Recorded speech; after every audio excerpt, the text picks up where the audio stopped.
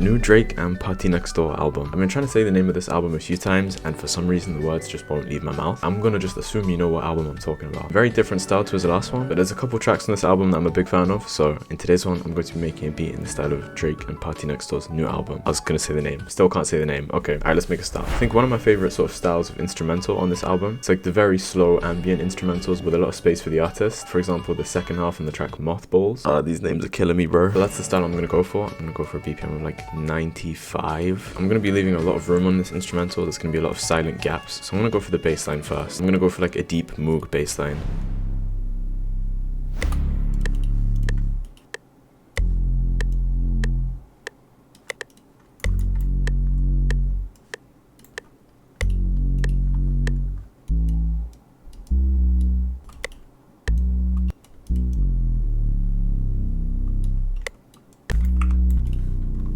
Alright, got a very simple bass line. It's gonna be a lot easier to come up with chords if I have like some idea of what the drum bounce is gonna sound like, so I might look for a percussion loop to sort of get some ideas going.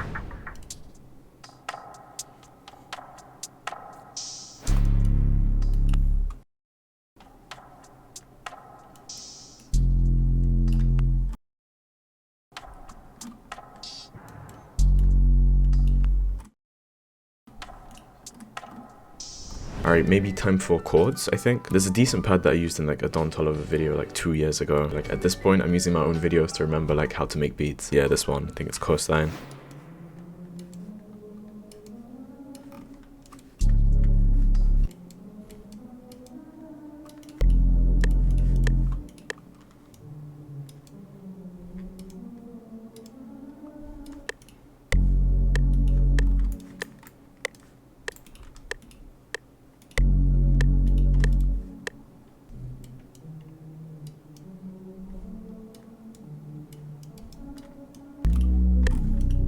I think the chords sound nice, but the release on the pad is too high. I'm gonna need to do some automation technology, I think. So I'm gonna route this pad to a mixer, throw it onto an arbitrary track, and then I'm going to create an automation clip. I'm gonna edit the automation clip a little bit.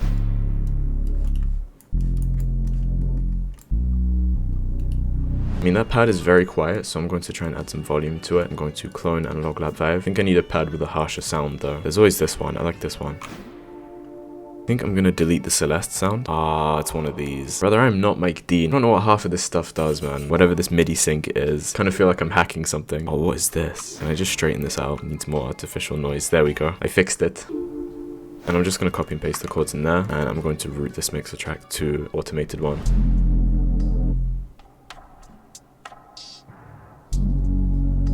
I'm noticing the bass actually isn't stopping after 2 beats, so I'm gonna put the release all the way down. Cool. Alright, one more pad and then I'll move on to something a bit more interesting.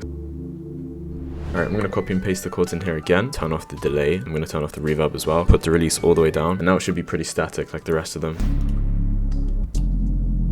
Nice, okay. I want some accents to sort of make it more interesting, and I think I know where I can get some more aggressive sounds. I'm gonna go into Pangea, see what I can find. Let's have a look at a few presets.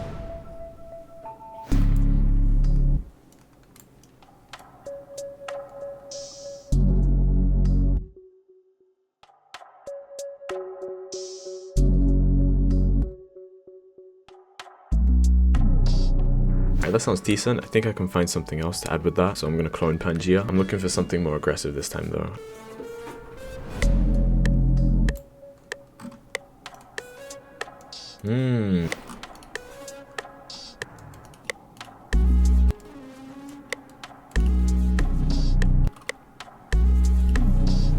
Oh, the CPU is not liking that. Crazy.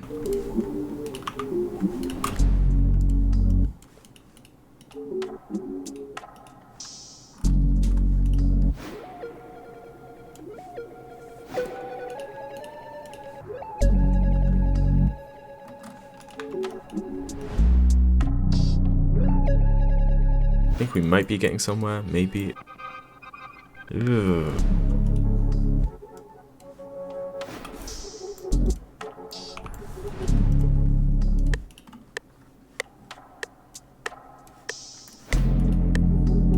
Very ambient, very calm and peaceful. Maybe like one more.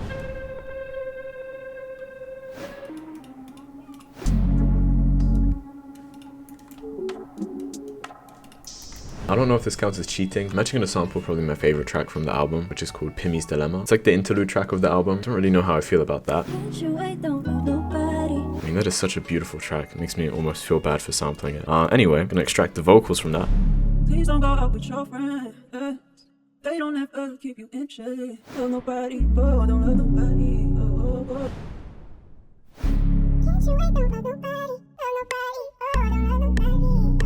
I need to find some reverse parts for the chops now. Ooh, this part maybe? I'm actually gonna pitch this up as well.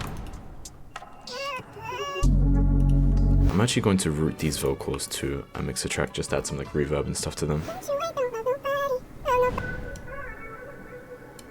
Very nice, okay.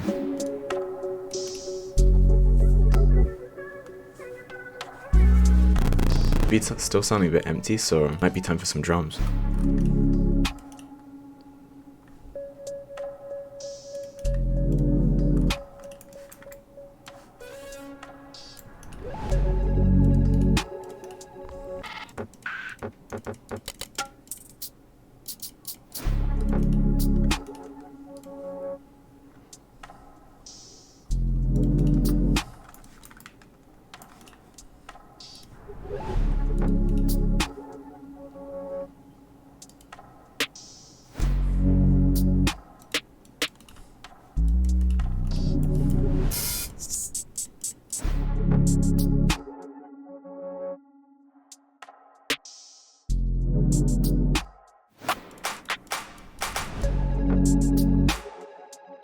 Maybe like one more open hat.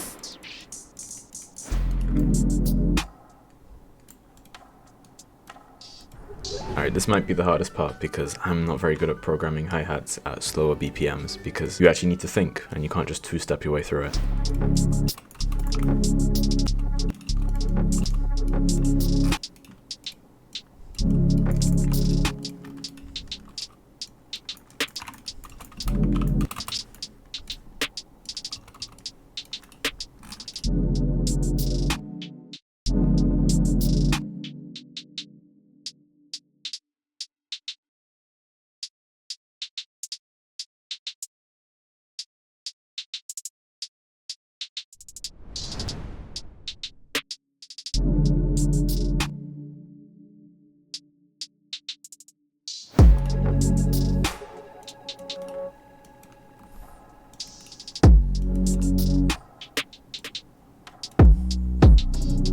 Alright, I think with that the beat is like basically done. I haven't really added too much. I've added a bit of Sooth 2 to the lead because there were some resonating frequencies in there that I didn't like. I also added a section where the chords sort of extend past the automation clip. I've since added the automation clips back because I didn't really like how it sounded with the bass. Otherwise the beat is basically the same. I've just leveled everything. Beats like this that are sort of empty are normally used as a beat switch in the second part of an instrumental. So having a beat like this by itself doesn't really make much sense. I think even still it's nice to listen to, like in the background at the very least. But as always, before playing the final beat, I want to say a big thank you for watching. I'm also very interested to know what people's favorites are on this album because I think in my opinion a lot of the tracks sound very similar. But yeah, this is what the final beat sounds like.